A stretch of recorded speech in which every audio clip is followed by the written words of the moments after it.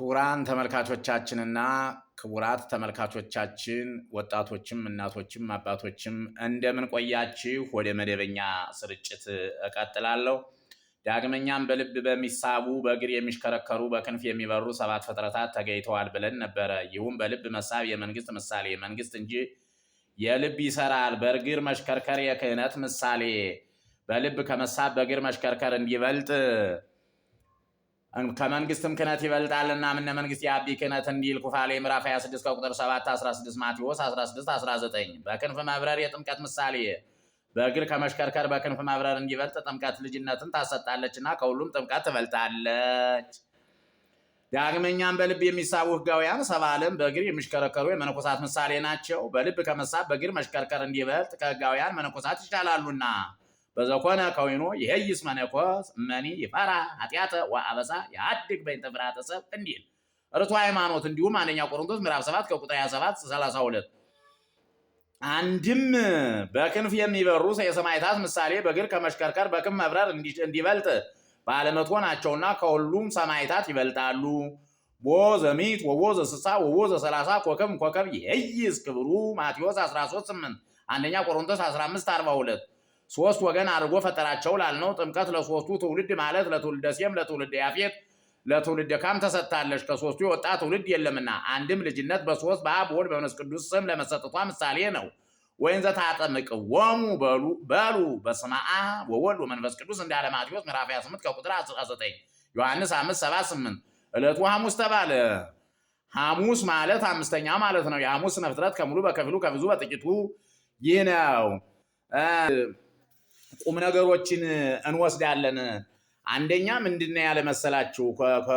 ኮከብ ይሄይስ ክብሩ ይላል። አሁን ብዙ ሰዎች በመንግስተ ሰማያት የቦታ ልዩነት የለም ገባን ነው እያሉ የሚናገሩ ሰዎች አሉ። ነገር ግን በነፍስም በመንግስተ ሰማያትም ሆነ በገነት ክብር የተለያየ ክብር አለ። አብርሃምና ይስሐቅ የተቀመጡበት ሌሎች ነፍሳት የማይደርሱበት አለ። ሌሎች ደግሞ በደረጃ እያለ ገነትም መንግስተ ሰማያትም የራሳቸው የክብር ቦታ የራሳቸው ደረጃ የራሳቸው ጸጋ የራሳቸው የክብር ማረፊያ እንዳላቸው ሲያጠይቅ እንግዲህ ምንድነው የመሰለው? በልብ ከመሳብ በእግር መሽከርከር እንዲሻል ደግሞ ከእግር መሽከርከር ደግሞ በክንፍ መብረር እንደሚቻል፣ ስለዚህ በክንፍ መብረር ሰማዕታትን አድርጎ ከፍ አደረጋቸው እና ይሄ ነው እንግዲህ የኛ የጽድቅና የጸጋ ስርዓት ወይም የእግዚአብሔር ስጦታ የመንግስቱ ስጦታ የእያንዳንዳችን በስራ ልክ በስራ በሰራንበት ልክ በኖርንበት ልክ ባመለክንበት ልክ ለእግዚአብሔር በቀረብንበት ልክ በልባችን ንጽህና ልክ እንደሚሰጥና ክብራችንም በዚያ ልክ እንደሆነ እንድታውቁ ነው። አንደኛው ጽንሰ ሐሳብ ይሄ ነው። ሁለተኛው ጽንሰ ሐሳብ ደግሞ እዚህ ላይ ሴም እና ያፌት እና ካም ነው የተቀመጡት።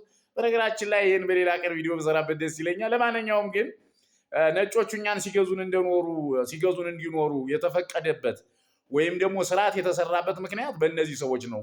በያፌት በሴትና በካም ምክንያቱም ኖህ ይባላል አባታቸው። የኖህ ልጆች ናቸው እነዚህ ሰዎችና ኖህ አንድ ቀን የወይን ጠጅ ጠጥቶ ሰከረ ይላል እና ሰክሮ እያለ ምንድነው የተፈጠረው? ልብሱን አውልቆ ያው እንግዲህ ተፈጥሮ ብልቱን እያንጀላጀለ ሲጀጃል ከዚያ በኋላ ካምና የካም ልጆች ሳቁበት። የካም ልጆች እንዲያውም ደበደቡት፣ ወረወሩበት፣ ተዘባበቱበት እና ካም ደግሞ እያየ ይስቅ ነበር። ልጆቹን እረፉ አላለም። እሱም ክብሩን ሊሸሽግለት አልፈለገም። እንዲያውም ገባና ለሴምና ለያፌት ምንድነው ያላቸው? ካም ይህንን ዘልዛላ አባታቸውንና ጉዱን ይዩት አላቸው።